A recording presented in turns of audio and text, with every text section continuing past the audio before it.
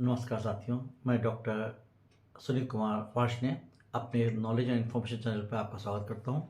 साथियों, मैंने आपसे वादा किया था कि मैं आपको बीमारियों के बारे में और सामाजिक चेतना के बारे में छोटे वीडियो बनाऊंगा। तो मेरे पास काफ़ी रिक्वेस्ट आई लोगों की कि आप सब एक बीमारी के बारे में, उस बीमारी के बारे में आज मैंने वीडियो बनाया है। और उस बीमारी का नाम है एंकाइलोजिंग स्पॉन्डिलाइटिस। हड्डी की बीमारी है, बहुत इंपॉर्टेंट बीमारी है। लापरवाही आपको विकलांग भी कर सकती है, आपके ये जोड़ जो हैं इनको बदलवा भी सकती है। अतः इस बारे में जानना आपको बहुत ज़रूरी है। चलिए मैं इसकी शुरुआत करता हूँ। बीमारी का नाम है एंकाइलोजिंग स्पॉन्डिलाइटिस। तो स्पॉन्डिलाइटिस आइटिस जिस भी बीमारी का विषय लगता है, आप ये समझ लीजिए कि जहाँ आइटिस लग जाता है शब्द, इसका मतलब होता है कि सूजन और लालपन के साथ इन्फ्लेमेशन हड्डी में लगता है। कि जॉइंट का मतलब होता है, और आर्थराइटिस का एक प्रकार है एंकाइलोजिंग। तो आर्थराइटिस का मतलब होता है कि आर्थरो मतलब जॉइंट। तो जॉइंट में जो हमारे जोड़ हैं उसकी हड्डियों में सूजन और लालपन के साथ एक दर्द हो तो उसको हम लोग कहते हैं आर्थराइटिस। तो ये आर्थराइटिस का एक प्रकार है। ये बीमारी क्यों होती है ये किसी को नहीं मालूम, लेकिन ये जेनेटिक है, पीढ़ी दर पीढ़ी चलती है। 20 और 40 साल के बीच में होती है। पुरुषों में कॉमन है, महिलाओं में ये कम होती है। और ये बीमारी की शुरुआत होती है, इसमें शरीर में अकड़न होती है। सुबह उठने पे आपको लगेगा गर्दन में, पीठ में या कमर में दर्द होता है। और इसके अलावा अकड़न रहती है, जोड़ों में अकड़न रह सकती है। और जब ये बीमारी कई अटैक के रूप में आती है, एक अटैक, दूसरा अटैक, हर अटैक अगला वाला पिछले अटैक से थोड़ा तेज होता है। और ये इसमें आपको ध्यान रखना है कि जब भी आपको अटैक हो, अपना पोस्चर इंपॉर्टेंट करके रखिए, कि ये बीमारी आपका पोस्चर, बैठने का तरीका बिगाड़ देती है। आप देखिए, मैं बैठा हूँ सीधे, भगवान ने हमको सीधा बैठने के लिए बनाया है, तो हमारी रीढ़ की हड्डी सीधी होनी चाहिए। पर इस बीमारी में क्या होता है कि आदमी झुकता है, झुकता है, झुकता है, और फिर आपने देखा होगा कि रास्ते में आदमी चलता है, ऐसे चलता है। तो जो भी आदमी ऐसे चलते हैं तो आप समझ ला जाइए कि उसको एंकाइलोजिंग स्पॉन्डिलाइटिस है। नंबर 1 बात। नंबर 2, इसमें जो गर्दन की हड्डी है, आप देखिए गर्दन में कितने मूवमेंट होते हैं। देखिए, ये मूवमेंट हो रहा है मेरा, ये मूवमेंट हो रहा है, और ये मूवमेंट हो रहा है। लेकिन एंकाइलोजिंग स्पॉन्डिलाइटिस में जो हड्डियों के जोड़ होते हैं वो सूजते हैं, उसके बाद ये आपस में फिक्स हो जाते हैं और बिल्कुल जाम हो जाते हैं। तो उसके बाद उनका जोड़ खत्म हो जाता है। जैसे आप देखिए, ये जो दिखाई दे रहा है, इसमें गैप होता है, ये गैप खत्म हो जाता है। तो उसकी गर्दन बिल्कुल, हड्डियाँ ऐसे हो जाती हैं। आप देखेंगे आदमी चलेगा तो ऐसे चलेगा, वो अपनी गर्दन नहीं चला पाएगा। ये दूसरा कारण होता है। तीसरा, एंकाइलोजिंग स्पॉन्डिलाइटिस में कि सांस जब लेते हैं, तो आप देखिए मैं सांस ले रहा हूँ तो मेरी सांस ऐसे चल रही है, सीना। लेकिन उसमें क्या होता है कि जो ये जोड़ हैं ये भी सूज जाते हैं और ये भी जाम हो जाते हैं, जो जो सीने के पसलियों के जोड़ हैं। तो उसमें क्या होता है कि आप देखेंगे कि ये 1 इंच से कम फैलते हैं, या इतना ही फैलेगा, बस इससे नहीं फैलेगा। तो आदमी ढंग से सांस भी नहीं ले पाता।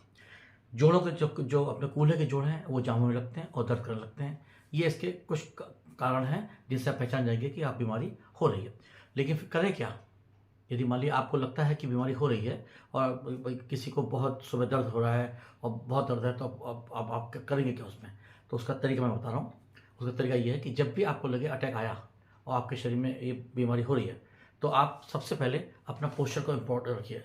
हम लोग वैसे भी कहते हैं कि हमें अपना पोस्चर सीधा करके रखना है, हमारा शरीर हमेशा सीधा होना चाहिए। ठीक है, पहली बात। दूसरी बात, अपनी गर्दन की एक्सरसाइज किया रेगुलर करिए। ऐसे ऐसे करके 10 बार करिए, ऐसे करके 10 बार करिए, और ऐसे करिए। तो गर्दन चलती रहेगी तो गर्दन जाम नहीं होगी, वरना वो हर अटैक के बाद गर्दन जाम होती रहेगी और शरीर आपका धीमे धीमे करके ऐसे टेढ़ा हो जाएगा। दूसरी बात, कंधे चलाइए, ऐसे करके चलाइए, यूँ करके ऐसे करके कंधे चलाइए, है ना। ये दूसरा तरीका हो गया। तीसरा, अपने अपने जो आपका कूल्हा है, कूल्हे के लिए अपने पैरों को ऊपर उठाइए, नीचे करिए, ऊपर उठाइए, नीचे करिए और बाहर ले आइए, ये करना है। चौथा, रीढ़ की हड्डी के लिए अपने हाथों को यूँ रखिए, और ये वाली एक्सरसाइज जिसे हम लोग कहते हैं स्पाइनल एक्सटेंशन एक्सरसाइज, ये एक्सरसाइज ऐसे करिए, 1 2 3 4 5 और सीधे हो जाइए। फिर यूँ करिए, 1 2 3 4 5 और हो जाइए। तो अपने शरीर को जितना हो सके सीधा रखिए। अब आप देखिए, जिन लोगों को बीमारी हो जाती है, समस्या कहाँ आती है? पहचान करने का तरीका ये होता है, हम लोग क्या करते हैं, दीवार के सहारे आदमी को खड़ा करते हैं, तो उसकी पैर की एड़ी दीवार से छुड़ जाए और उसके ये सिर का पिछला हिस्सा छुड़ जाए, तो उसका मतलब आदमी बिल्कुल सीधा हो गया।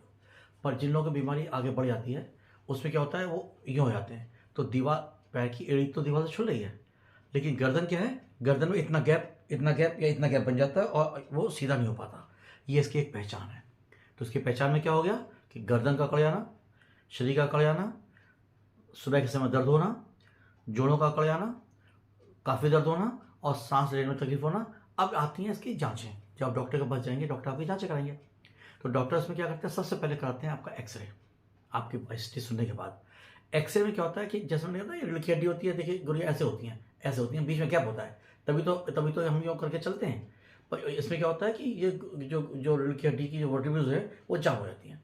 ये जाम हो जाती हैं तो वो बिल्कुल फंस जाती है और चलती नहीं है। इसको हम लोग कहते हैं बैम्बू स्पाइन। मतलब जैसे आपने बांस का देखा है, बांस के अंदर बीच में गांठें होती हैं और बांस जुड़ जाता है, तो एक्सरे में बिल्कुल वो बांस ही दिखाई देता है। इसलिए इस बीमारी का दूसरा नाम क्या है, बैम्बू स्पाइन। ये इसकी दूसरी पहचान होती है। इसमें खून की जांच होती है, जिसे कहते हैं HLA-B27। यदि खून दिया जाए HLA-B27 पॉजिटिव आता है तो समझ लीजिए कि बीमारी कंफर्म है। इसके अगली पहचान क्या होती है, एक्सरेज में जो सैक्रोइलियक जॉइंट होता है अपना, जो कूल्हे का, उसमें इन्फ्लेमेशन होता है, सैक्रोइलिटिस होती है, या वो जॉइंट भी जाम हो जाता है। ये इसकी कुछ पहचान है जिससे हम पहचान लेते हैं बीमारी। अब है कि इसका हम बचाव कैसे करें। बचाव का मैंने आपको तरीका बता दिया कि जब भी आपको, जितने भी जो इस एज ग्रुप के लोग हैं, उनको लगे कि सुबह उठ के उनका शरीर अकड़ रहा है, गर्दन अकड़ रही है, दर्द हो रहा है, तो उस समय उनको सीधा रहना चाहिए। ज़्यादा दर्द हो तो इसमें जो दवाइयाँ दी जाती हैं वो नॉन स्टेरॉइडल जो दवाइयाँ होती हैं, एंटीसाइडी, एंटी इन्फ्लेमेटरी दवाइयाँ, वो दी जाती हैं। पहले कम मात्रा में दी जाती हैं, पर जब आपको लगता है कि दर्द बहुत ज़्यादा है तो थोड़ी ज़्यादा मात्रा में लें दवाई, डॉक्टर की राय से लें, खाना खाने के बाद लें और 2 गिलास पानी से लें, तो वो दर्द तो कम कर देंगी, लेकिन अटैक उसके बाद ही पड़ते हैं। क्योंकि मैंने कहा ना, शरीर में बीमारी जब आ जाती है तो ये जाती नहीं है और इसका दुनिया में कोई इलाज भी नहीं है। तो आपको अपने आप को बचा के रखना है। तो यदि मान ली बीमारी बढ़ती आ रही है, आप होता आ रहा है, तो फिर आप इसकी एक्सरसाइज करना शुरू करिए। जो एक्सरसाइज मैंने आपको बताई, स्पाइन एक्सरसाइज करिए, गर्दन की एक्सरसाइज करिए, कंधे की एक्सरसाइज करिए, जो कंधे की एक्सरसाइज होती है आपको बॉलिंग करने वाली एक्सरसाइज है वो करिए, और जोड़ की एक्सरसाइज करिए। ये आपको फिजियोथेरेपिस्ट अच्छी तरीके से बता देंगे एक्सरसाइज कैसे करनी है। लेकिन आप अपने पोस्चर को आगे झुकने से रोकिए। इसके बाद अब आता है कि यदि मान लीजिए बीमारी इसके साथ में, हड्डी के साथ में, ये लिगामेंट्स को अफेक्ट करती है। जो लिगामेंट्स हैं, लिगामेंट्स जब इन्फ्लेम्ड होते हैं उसके बाद फिर जॉइंट इन्फ्लेम्ड होता है और फिर जॉइंट फिक्स होता है। आँखों में सूजन आती है इससे। इसमें क्या होता है कि आंतें जो हैं उसमें सूजन आ जाती है इस बीमारी के में, उसमें उसको डायरिया हो सकता है और पेट में दर्द हो सकता है। और एक बात और है कि इसमें ऑस्टियोपोरोसिस हो जाती है। ऑस्टियोपोरोसिस मतलब ये है कि कैल्शियम की कमी हड्डियों में हो जाती है। तो अमूमन ऐसे मरीजों में जिनके बहुत ज़्यादा बढ़ जाती है, वो उनको छोटे फ्रैक्चर होने लग जाते हैं, और फ्रैक्चर ज़्यादा हो जाते हैं तो रीढ़ की हड्डी दबने लगती है, और ऐसी कंडीशन आती है, फिर रीढ़ की हड्डी का ऑपरेशन करके उसको फिक्स करना पड़ता है। तो साथियों, मैंने आपको ये बीमारी इसलिए बताई कि आपने रास्ते में चलते ऐसे बहुत से लोग देखे होंगे कि ऐसे करके चल रहे हैं, टेढ़े चल रहे हैं, गर्दन टेढ़ी चल रही है। आप समझ जाइए कि स्पॉन्डिलाइटिस है। ये सर्वाइकल इसमें भी होती है और एंकाइलोसिस स्पॉन्डिलाइटिस तो है ही है। तो इसको आप पहचानिए, समझ लीजिए कि बीमारी बहुत बुरी है। क्योंकि ये यदि मान लीजिए इसमें जोड़ जाम हो गया तो कूल्हे बदलवाने पड़ते हैं। मैं 2017 में मेरे अंडर में एक डॉक्टर थे, उनके दोनों कूल्हे जो हैं वो जाम हो चुके थे। एक्सरे कराया तो फिक्स थे उसमें। तो उसके बाद CT कराया, MRI कराया, उसमें भी बीमारी कंफर्म हो गई। टेस्ट कराया, उसमें कंफर्म हो गई। लखनऊ मेडिकल कॉलेज में उन्होंने अपने दोनों कूल्हे बदलवाए। काफ़ी खर्चा उनका हुआ, चूँकि वो गवर्नमेंट एम्प्लॉई थे, तो उनका मेरे साइन से उनका पैसा रियम्बर्स कर दिया गया। लेकिन अब ऑपरेशन होना, कूल्हा बदलना अपने आप में बहुत बड़ी बात है, और जिनका इंश्योरेंस नहीं है उनको पैसे की भी तंगी आती है, छोटे सस्ते भी नहीं होते हैं। तो इसलिए मैं आपको चाहूँगा कि आप लोग इस बीमारी को समझें, अवेयर हो जाएं। मेरा नंबर मैंने इसमें दे रखा है। आपको किसी को कोई भी तकलीफ हो, जरा भी डाउट हो, आप मुझसे फ़ोन करके पूछिए किसी भी समय। मैं हमेशा फ्री रहता हूँ, आप मुझसे पूछिए, मैं आपको बताऊँगा क्या है, और इससे अपना बचाव करिए और अवेयर रहिए।